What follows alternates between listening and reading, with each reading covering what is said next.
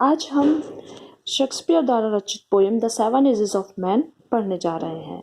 यह कविता William Shakespeare ने द्वारा रचित है, जो कि एक महान नाटककार थे।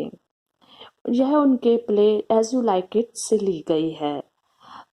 यह कविता एक मोनोलॉग के रूप में थी, जो जैक्स एक कैरेक्टर है उसके द्वारा बोला जाता है। इस कविता में now comes to the poem, all the world is stage. कवि कहते हैं कि यह पूरा संसार एक स्टेज, एक रंगमंच के समान है। And all the man and women merely players, और सभी पुरुष एवं महिलाएं यहाँ पर केवल अभिनयकर्ता, प्लेयर्स के रूप में हैं। They have their exits and their entrances, और सभी के एग्जिस्ट मतलब यहाँ से कब वह जाएंगे इस दुनिया से, एंड देयर एंट्रेंसेस और कब इस दुनिया में प्रवेश करेंगे, यह सब ऑलरेडी तय है। And one man in his time plays many parts, and he says that एक व्यक्ति अपने जीवन में, इन हिज टाइम मतलब अपने जीवन में, प्लेज मैनी पार्ट्स बहुत सारे अभिनय निभाता है, बहुत सारे रोल निभाता है, बहुत सारी भूमिकाएं अदा करता है। जैक्स बीइंग सेवन एजेस, और उसका यह भूमिकाएं 7 अवस्थाओं के रूप में है। एट फर्स्ट, सबसे पहली अवस्था द इन्फेंट, इन्फेंट मतलब शिशु, एक शिशु है, शैशवावस्था के रूप में है। म्यूलिंग एंड प्यूकिंग, म्यूलिंग होता है धीरे धीरे रोना, एंड प्यूकिंग उल्टी करना। इन द नर्स आर्म्स, अपनी नर्स की भुजाओं, नर्स की गोद में। एक जब छोटा बच्चा होता है, जैसे कि वह अपने माँ की या नर्स की दाई की गोदी में रोता है और उल्टियाँ करता है। Then the winning school boy, second stage है एक स्कूल बॉय की, स्कूल जाने वाले लड़के की। विनिंग मतलब जो कंप्लेन करता रहता है हमेशा, विद सैशल, सैशल मतलब bag. And shining morning face, creeping like snail unwillingly to school.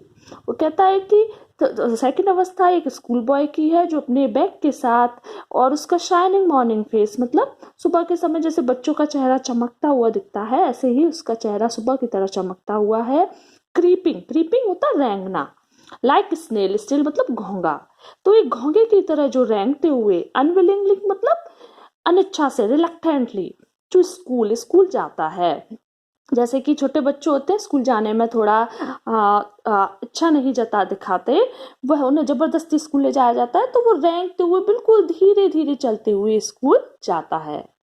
And then the lover, now comes the third stage.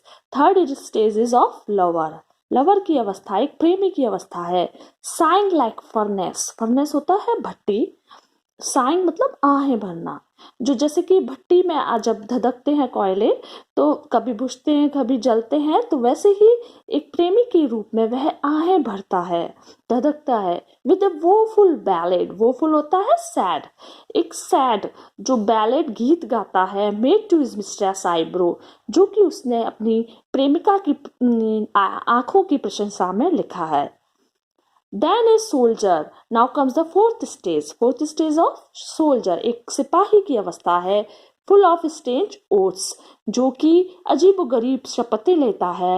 And bearded like the pard. Pard होता है leopard. Leopard मतलब तेंदुआ, ठीक है, जो तेंदुए के समान बियर्डेड दाढ़ी रखता है।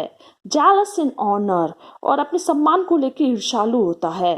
Sudden and quick in quarrel, और जो हमेशा कहीं भी अचानक से लड़ने के लिए तैयार रहता है। क्विक होता है जल्दी से कहीं भी तैयार रहना, इन क्वेरल होता है झगड़ा करने के लिए। Seeking the bubble reputation even in the cannons mouth, और अपनी इस बबल रेपुटेशन लाइक बुलबुले के समान जो सम्मान है, जिस बुलबुले से कवि ने इसलिए कल्पना इसकी तुलना की है, जैसे कि बुलबुला होता है, एक बनता है और बिगड़ जाता है बहुत जल्दी, बिल्कुल वैसे ही किसी भी व्यक्ति का सम्मान बहुत जल्द एक क्षण भंगुर है, बिल्कुल क्षणिक होता है। इस क्षणिक सम्मान के लिए वह कैनन मतलब तोप के मुंह में जाने से भी नहीं डरता। यानी कि कवि कहना चाहता है एक सिपाही इतना क्विक होता है, गुस्से वाला होता है, अपनी एक क्षण भंगुर सम्मान के लिए वह अपनी जान की बाजी भी लगा सकता है। एंड देन द जस्टिस, और now comes the fifth stage. Fifth stage is of justice. एक न्यायाधीश की है. इन फेयर राउंड बैली. यहाँ कवि उनकी फिजिकल अपीयरेंस के बारे में बोलता है. इन दोनों लाइनों में पहले कवि उनकी फिजिकल अपीयरेंस मतलब शारीरिक बनावट के विषय में बताता है. कैसे दिखते हैं न्यायाधीश? In fair round belly. उसका मोटा सा पेट है. With good capon line. और जो वो क्यों हो गया इतना मोटा पेट? क्योंकि वो ब्राइब मतलब रिश्वत के रूप में कैपन होता है मुर्गे का ताजा मीट. तो कैपन लाइन क्योंकि उनको ब्राइब में रिश्वत में बहुत सारा मुर्गे का मीट मिलता है ताजा ताजा, और वो उन्होंने बहुत खाया इसलिए उनकी बड़ी बड़ी तौंद है. With eyes severe. उनकी आंखें गंभीर सी दिखती हैं. And beard of formal cut. और एक औपचारिक सी कटी हुई उनकी दाढ़ी है. Full of vice sauce and modern instances. Full of vice sauce मतलब बुद्धिमत्ता पूर्वक, प्रोवर्ब्स कहावतें, मॉडर्न इंस्टेंसेस आधुनिक के उदाहरण. फुल ऑफ वाइस सॉस उन्हें मतलब क्योंकि वह इतने अनुभवी हैं, प्रौढ़ावस्था में है, तो उनको पुरानी बहुत सारी कहावतें भी आती हैं. एंड मॉडर्न इंस्टेंसेस और आज के जीवन के उदाहरण भी उन्हें अच्छे से आते हैं अपना पक्ष रखने के लिए. And so he plays his part. इस प्रकार वह अपनी भूमिका अदा करता है. The sixth stage shifts into the lean and slipper pantaloon.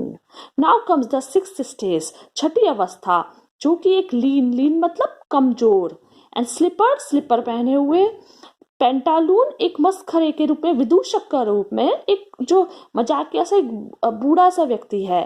With spectacles on nose. जिसने नाक पर एक मोटे मोटे चश्मे पहने हुए. And pouch on side. Pouch on side मतलब जैसे कि आपने देखा होगा वृद्ध लोगों की गाल की खाल लटक जाती है, ऐसे ही आंखों के नीचे उसकी खाल लटकी हुई है. His youthful horse. और उसकी जवानी के दिनों के हॉर्स मतलब स्टॉकिंग्स, लंबे सॉक्स होते हैं. Well saved. जो कि उसने बहुत ही सुरक्षित रूप से अभी तक संभाल के रखे हुए थे. A world to wide. अब वो बहुत बड़े हैं. For his shrunk shank.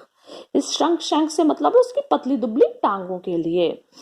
वो सॉक्स, वो स्टॉकिंग्स जो उसने अपनी जवानी के अब तक संभाल के रखे थे वो पहने हो रहता है, और जो कि अभी उसकी पतली दुबली टांगों में बहुत ही ढीले ढाले आते हैं. And his big manly voice. और जो उसकी बड़ी सी भारी सी मैनली वॉइस, मर्दानी सी आवाज थी. Turning again toward childish treble pipes and whistles in the sound. और वो अब कैसी हो जाती है, बदल जाती है टुवर्ड्स चाइल्डिश ट्रैबल पाइप्स, बच्चों की जैसी एक से पतली सी आवाज में. And whistles. विसल होता है सीटी बजाना. यहाँ हम कह सकते हैं कि जैसे कि वृद्ध लोग होते हैं उनके दांत उखड़ जाते हैं तो बीच में से हवा निकलती है तो सीटी जैसी आवाज आती है. बिल्कुल वैसे ही जब वह बात करते हैं तो उनकी जो मर्दानी आवाज थी अब बच्चों जैसी आवाज में बदल गई है और उसमें से सीटी की सी आवाज भी आती है. Last scene of all that ends this strange eventful history is second childishness and mere oblivion, sense teeth, sense eyes, sense chest, sense everything. Now comes the last stage, last scene. और इस हमारे इस नाटक का last दृश्य है of all that ends this strange eventful history. जो हमारी इस अजीब सी इवेंटफुल घटनाओं से भरपूर इतिहास का समाप्ति है. इस सेकेंड चाइल्डिशनेस. नाउ पोएट इसे सेकेंड चाइल्डिशनेस मतलब दूसरा बचपना कहता है. वृद्धावस्था को कवि ने दूसरा बचपना कहा है क्योंकि इसमें भी एक वृद्ध व्यक्ति भी एकदम बच्चे के समान हो जाता है. And mayor oblivion. ऑब्लिवियन होता भूलना. तो या इस समय वह बिल्कुल भूल जाता है. वह सब कुछ एकदम टोटल लॉस ऑफ मेमोरी हम कह सकते हैं कि इस समय ये एक ऐसी अवस्था है जिसमें जो आज तक की उसकी स्ट्रेंज इवेंटफुल हिस्ट्री थी या घटनाओं से भरपूर इतिहास था उस सबको वह अब भूल चुका होता है. एक दोबारा जैसे कि एक बच्चा पैदा होता है उसकी कोई मेमोरी नहीं होती, बिल्कुल वैसे ही सेकंड चाइल्डिशनेस है. इस समय उसकी कोई मेमोरी नहीं होती. Sense teeth. इस समय उसके दांत नहीं होते. Sense here means without. Sense का मतलब यहाँ क्या है, विदाउट.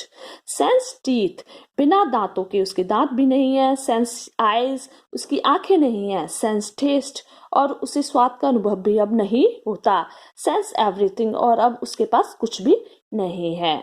इस प्रकार कवि ने इस पूरे जीवन को 7 अवस्थाओं में बांटा है. सबसे पहले उन्होंने कहा इन्फेंट की अवस्था, and second is school boy, and third is lover, and fourth is soldier, fifth is justice, and sixth is pantaloon, and seventh is the second childishness which we call is the old age.